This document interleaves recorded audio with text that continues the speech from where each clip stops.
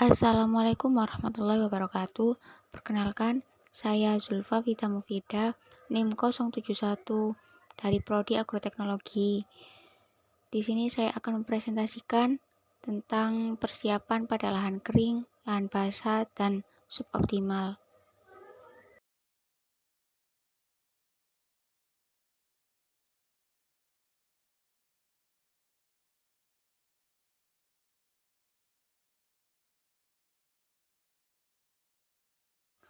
Lahan kering. Lahan kering adalah hamparan lahan yang tidak pernah tergenang atau digenangi air selama periode sebagian besar waktu dalam setahun. Persiapan lahan kering merupakan pilihan ladang dataran rendah dan dataran tinggi, dan persiapan semacam ini itu membutuhkan lebih sedikit air. Kendala utama produktivitas persiapan lahan kering adalah ketersediaan unsur hara tanah yang sangat rendah, tingginya hara Al, Fe, Mn, dan pekat terhadap erosi, serta terjadinya degradasi lahan akibat lahan bekas tambang. Penerapan teknologi lahan kering ditentukan berdasarkan dengan kondisi lahan secara fisik, kimia, maupun biologi tanah. Pada wilayah dataran tinggi, erosi tanah sangat berperan dalam unsur hara, sehingga teknik konversi tanah menghambat erosi seperti guludan. Penanaman searah kontur penerapan juga sangat diperlukan.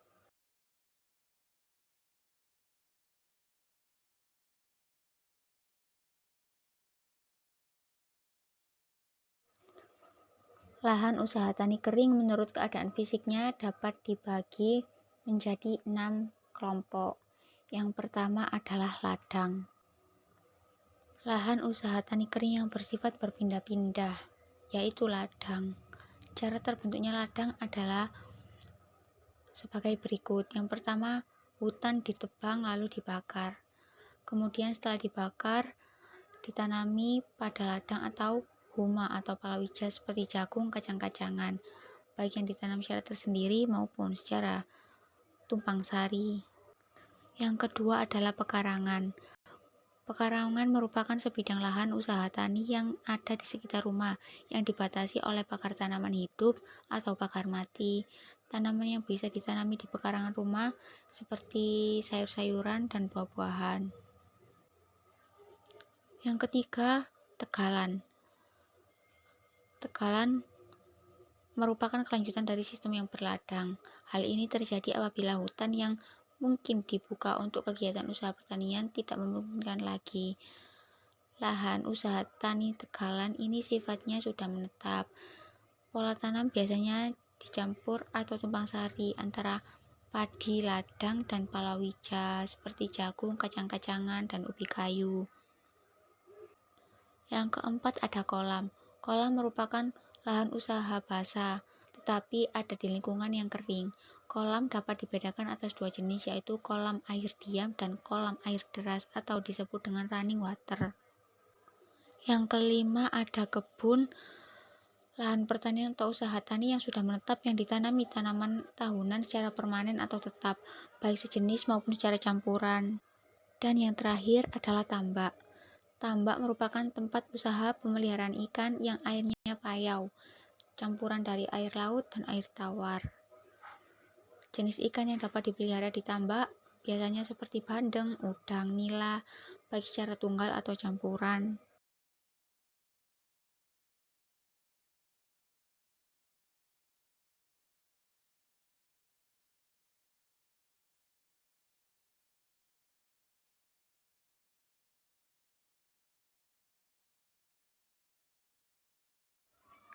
Contoh persiapan lahan kering. Langkah pertama yang harus dilakukan adalah konstruksi tanggul. Seperti yang disebutkan sebelumnya, tanggul membantu ladang menampung air dari hujan. Kita dapat membangun tanggul dengan ukuran 19 x 12 inci atau 50 x 30 cm di sekitar lahan, dan setiap salurannya biasanya memiliki ketinggian 1,1 sampai 1,9 inci atau 3 sampai 5 cm, yang tujuannya untuk memastikan ketersediaan air selama periode hujan. Langkah yang kedua adalah prosedur pengolahan tanah. Kita dapat melakukan pengolahan tanah setelah tanah diairi dengan baik. Langkah yang ketiga yaitu prosedur pengolahan tanah sekunder. Petani sering menggaru dan menggarap sawah dengan rototiller. Langkah keempat, perawatan lahan. Dalam persiapan lahan kering, kita memiliki sedikit air. Dalam hal ini, kita biasanya tidak harus menggunakan papan kayu untuk meletakkannya. Perataan lahan juga menggunakan sinar laser bisa digunakan dalam kasus ini. Dan yang terakhir, langkah kelima yaitu kontrol gulma. Cara umum untuk mencegah pertumbuhan gulma dengan cara membiarkan tumbuh setidaknya selama 2 minggu. Setelah kemunculan mereka, petani sering menggunakan herbisida. Dan kita juga harus berhati-hati tentang potensi efek herbisida.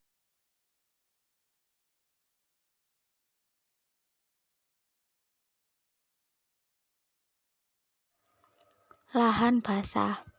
Lahan basah adalah suatu wilayah yang tergenang air, baik alami maupun buatan, tetap atau sementara, mengalir atau tergenang, tawar, asin atau payau, termasuk di dalamnya wilayah laut yang kedalamannya kurang dari 6 meter pada waktu air surut paling rendah.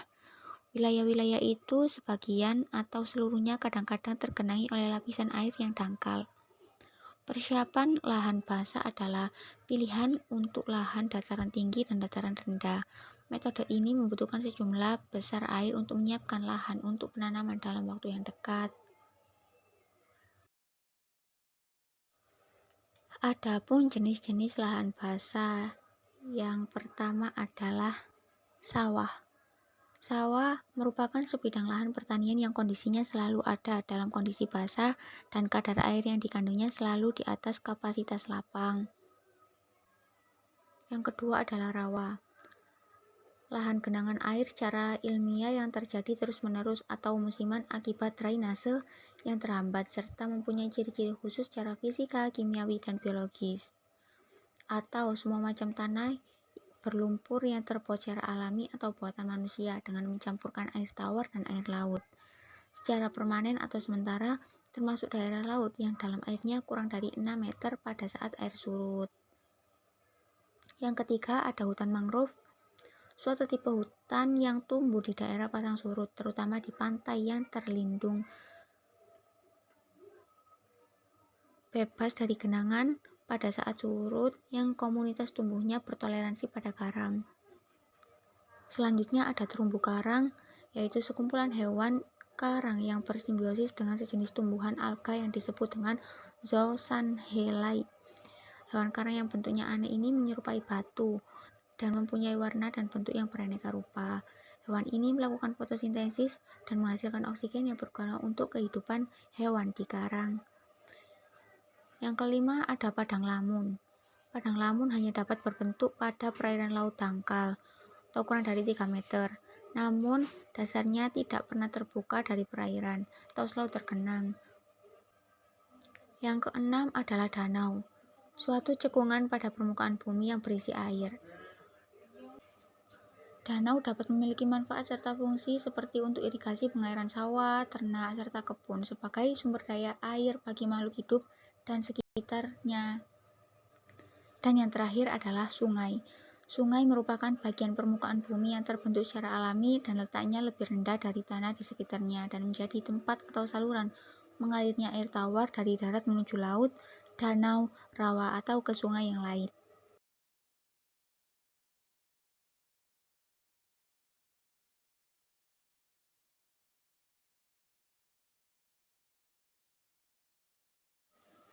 Contoh persiapan lahan basah langkah yang pertama yaitu konstruksi atau perbaikan tanggul.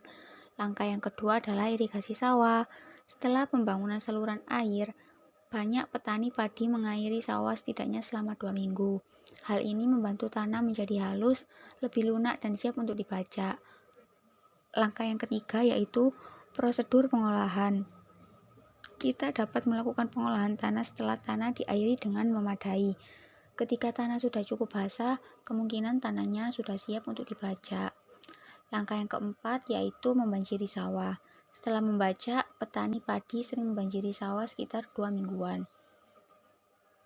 Yang kelima, Ada prosedur pengolahan lahan sekunder. Langkah ini sering dilakukan setidaknya 10 hari setelah pengolahan pertama.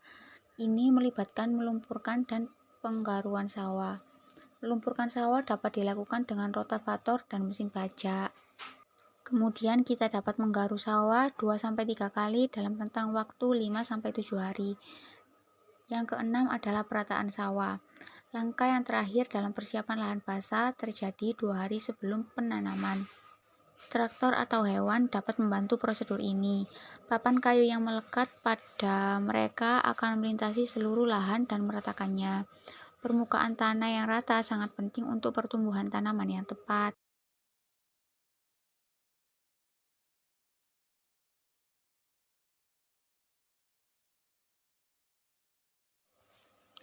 Lahan suboptimal. Lahan suboptimal merupakan lahan yang secara alamiah mempunyai produktivitas rendah yang disebabkan oleh kendala faktor internal seperti bahan induk, sifat kimia, fisika, dan biologi tanah yang kurang mendukung pertumbuhan tanaman. Di samping itu, faktor eksternal seperti curah hujan dan suhu yang ekstrim juga dapat mempengaruhi. Lahan suboptimal dengan faktor pembatas alami dapat digolongkan dalam beberapa tipologi lahan, yaitu lahan kering masam, lahan kering iklim kering, lahan rawa pasang surut, lahan rawa lebak, lahan kritis, dan lahan gambut. Secara umum, lahan suboptimal dapat dipilah menjadi lahan kering dan lahan basah. Lahan pertanian suboptimal untuk usaha tani pertanian meliputi lahan pertanian rawa dan lahan marginal lainnya yang meliputi lahan masam, lahan salin, dan lahan berlereng. Berbagai penelitian telah membuktikan bahwa dengan pengelolaan dan teknologi yang tepat, lahan suboptimal cukup potensial dan produktif untuk pengembangan pertanian. Teknologi pertanian dalam pengelolaan lahan suboptimal yaitu pemilihan komoditas spesifik lokasi.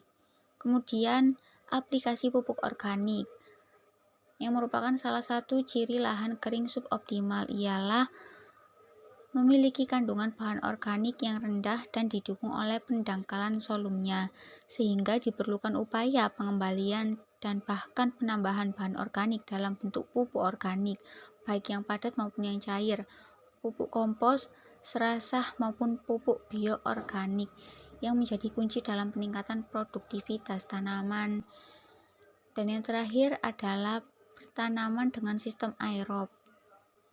Hal ini berdasarkan penelitian dari Pratopo 2010 yang menyatakan bahwa pertanaman dengan sistem aerob atau lembab menghasilkan sistem perakaran yang paling tidak sekitar 3-4 kali lebih besar bila dibandingkan dengan sistem tergenang.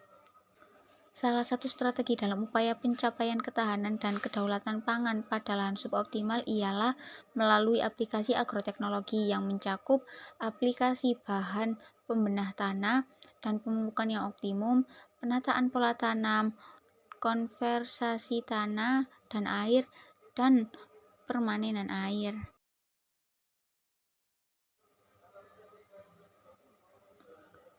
Kesimpulannya adalah persiapan lahan kering merupakan pilihan untuk ladang dataran rendah dan dataran tinggi. Dan persiapan lahan kering membutuhkan air yang sedikit. Kendala utama produktivitas persiapan lahan kering adalah ketersediaan unsur hara tanah, rendah tingginya hara, dan pekat terhadap erosi, serta terjadinya degradasi akibat lahan bekas tambang.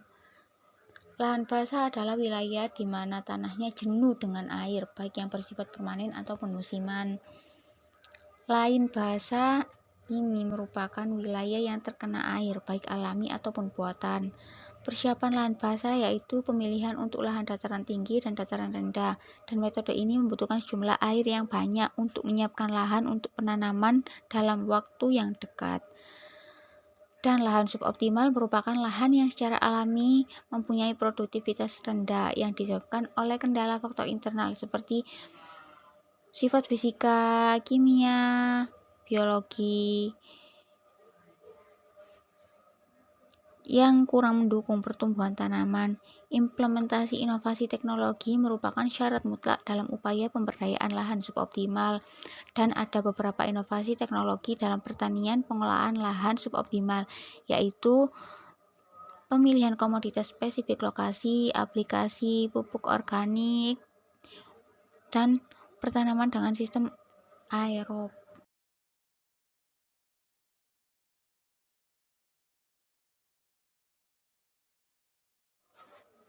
Sekian dari presentasi yang saya sampaikan. Kalau ada kesalahan kata, mohon dimaklumi. Terima kasih. Wassalamualaikum warahmatullahi wabarakatuh.